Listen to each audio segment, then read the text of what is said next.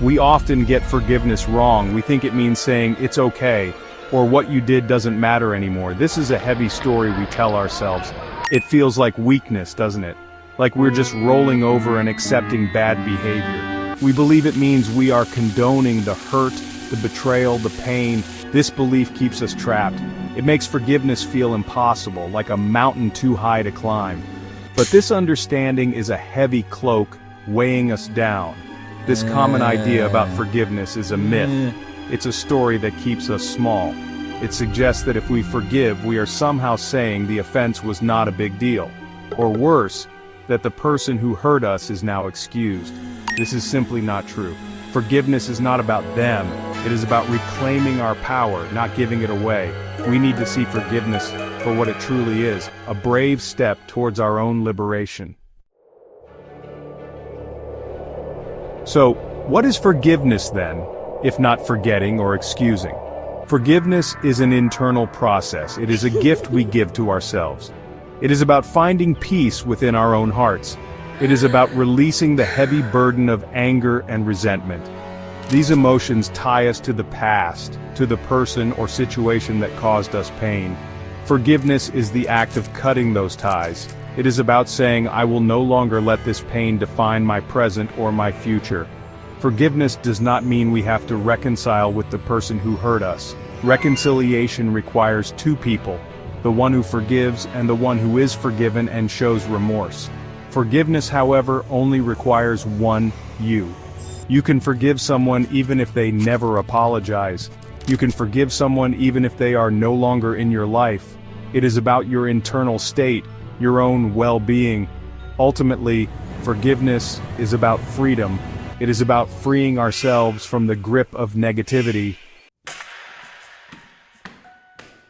Holding on to anger, resentment, and bitterness is like carrying a heavy sack of rocks. Everywhere we go, that weight is with us. It slows us down. It drains our energy. It colors everything we see and experience. This isn't just a metaphor.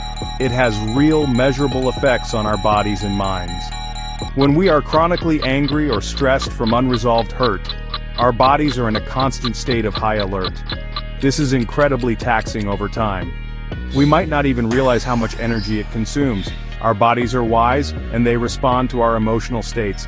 When we harbor unforgiveness, our stress response system can go into overdrive.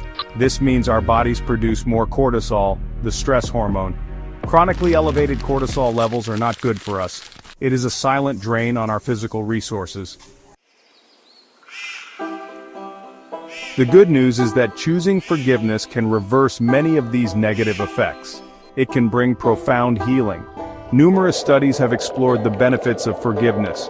Researchers have found that people who practice forgiveness tend to experience less stress. Imagine putting down that heavy sack of rocks we talked about. That is what forgiveness can feel like. A lightness, a release. This reduction in stress has a ripple effect on our overall well-being. When we forgive, we often see a decrease in anxiety and symptoms of depression. By letting go of anger and resentment, we create space for more positive emotions to flourish.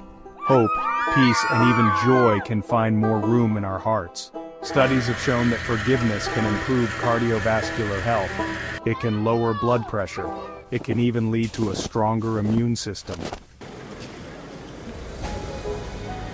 Forgiveness can feel daunting, especially when the hurt is deep. But it doesn't have to be a giant, impossible leap.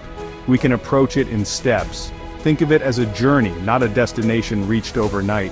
The first step is to acknowledge the pain. We cannot forgive what we do not first acknowledge. This means being honest with ourselves about how much we were hurt. It means allowing ourselves to feel the anger, the sadness, the betrayal. Don't rush this. Your feelings are valid. Give them space. The second step involves trying to understand the behavior without excusing it. This is a subtle but important distinction. Understanding does not mean condoning. It means looking at the situation or the person with a wider lens. Perhaps the person who hurt you was acting out of their own pain, their own fear, or their own limitations. This can help us see that it might not have been entirely about us. While forgiving others is a powerful act, there is another forgiveness that is often overlooked. Yet it is perhaps the most crucial of all. This is the act of self-forgiveness. We are often our own harshest critics. We hold on to our past mistakes, our perceived failures, our moments of not enoughness. We replay them in our minds, letting shame and guilt weigh us down. This internal burden can be just as damaging, if not more so, than the grudges we hold against others. It keeps us stuck. Self-forgiveness is about extending the same compassion to ourselves that we might extend to a dear friend. It is about acknowledging our imperfections. It is about understanding that making mistakes is part of being human. We all stumble. We all fall short sometimes. Holding on to self-blame doesn't serve us. It doesn't help us grow. It just keeps us tethered to a past we cannot change.